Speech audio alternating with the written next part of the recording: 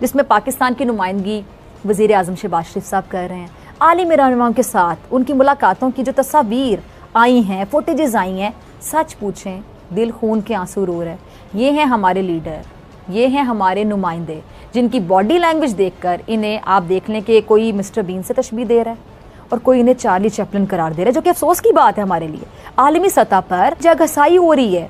Indian media जो कि तनकीद का मौका नहीं जाने देता, पाकिस्तान पे तनकीद जब भी करनी होती है वो आगे आगे होते हैं। वो हमारे वज़ीर आज़म की वीडियो शेयर कर रहे हैं। प्यूटन से मुलाकात के दौरान वज़ीर आज़म शहबाज शरीफ साहब से हेडफोन नहीं लगाया जा रहा था, इसके लिए भी उनको मदद लेनी पड़ रही थी। जरा देखिएगा, हद है। मतलब क्यों हाथ पाँव फूल जाते हैं? हाथ में टिश्यू था या पेपर, ये तो मैं नहीं जानती, लेकिन मुझे तो ये वैसे पेपर ही लग रहा था, जैसे कोई नोट्स लिए हों।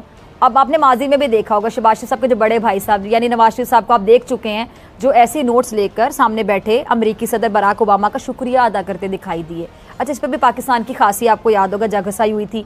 अब लग ऐसा रहा है कि शहबाज शरीफ साहब भी अपने भाई के नक्शे कदम पर चल रहे हैं। और इस पर सोने पर सुहागा ये कि मुस्लिम लीग नून के ऑफिशियल अकाउंट से शहबाज शरीफ साहब की तस्वीर शेयर करते हुए लिखा गया कि 4 साल बाद आलमी रहनुमाओं की तवज्जो हासिल हो सकी है। अब इस तस्वीर की हकीकत भी देख लें। रूसी सदर पुतिन और तैयब उर्दवान समेत दीगर रहनुमाओं को उज़्बेकिस्तान की सौगात पेश की गई।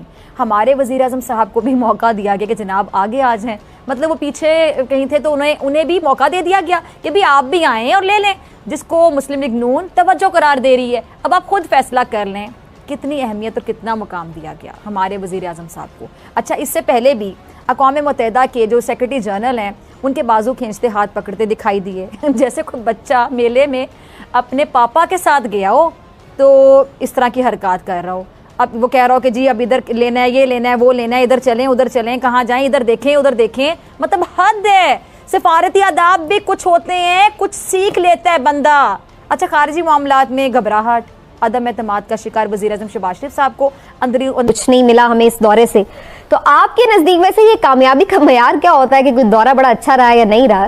देखिए, उधर 3 लोग थे जिनके साथ मुलाकात होना या ना होना और उसका जो आउटकम था वो इम्पोर्टेंट। एक है पुतिन, दूसरा है प्रेसिडेंट जी और तीसरा रहते हैं वो मोदी। अच्छा। तो ये 3 लोगों से एक इन्होंने मिले हैं शहबाज शरीफ, और उन्होंने बात किया regarding gas, we should go ahead. मगर गैस का प्रॉब्लम समीना ये है कि जितना भी रूस चाहे हमें दें, और अफगानिस्तान बीच में आ जाता है ना। अफगानिस्तान अगर फ्रेंडली है तो गैस आ सकता है, अगर वो ना फ्रेंडली है तो फिर तो उस गैस को पाइप करने के लिए you have to occupy Afghanistan, वो तो हो नहीं सकता। मेरा मतलब यह है कि इनका जो बात था पुतिन के साथ, it was all right, it was nothing great, माने उसमें से कोई खास नहीं निकला। बातें बहुत होती हैं, होता कुछ नहीं है। Right sir. लेकिन इसके बावजूद मियां शहबाज शरीफ साहब बात कर रहे थे कि अफगानिस्तान को इस तरह ना छोड़ा जाए, अफगानिस्तान के लिए ये किया जाए वो किया जाए। उसके मुकाबले में बाकी जो लीडर्स थे वो बिजनेस की बात कर रहे हैं, वो डिजिटल इकोनॉमीज की बात कर रहे हैं, वो सैटेलाइट इंटरनेट की बात कर रहे हैं।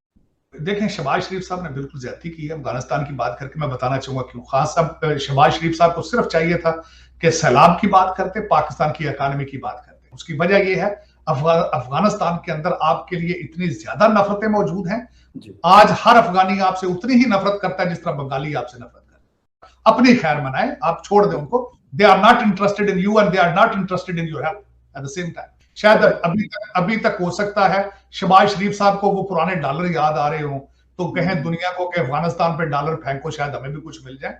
अच्छा सर, एक चीज इसके अलावा ये लग रहा था कि शायद नरेंद्र मोदी जी से शहबाज शरीफ साहब की शायद हेलो हाय हो जाए। इसलिए कह रहा हूँ सर कि इस वक्त हमें जरूरत है जिस चीज की, उसके बावजूद हम लगे हुए, कभी हम कहते हैं कि कश्मीर लेके देंगे हम, और कभी कहते हैं ये करेंगे, वो कहते हैं हम अपना काम कर रहे हैं, अपनी इकोनॉमी के ऊपर फोकस्ड है और हिंदुस्तान को हम मैन्युफैक्चरिंग हब बनाएंगे। सर, शी जिनपिंग से हाथ नहीं मिलाते और चुप करके अपने काम पे फोकस्ड हैं। हम कुछ लर्न क्यों नहीं करते? देखें, लर्न इन्होंने क्या करना है।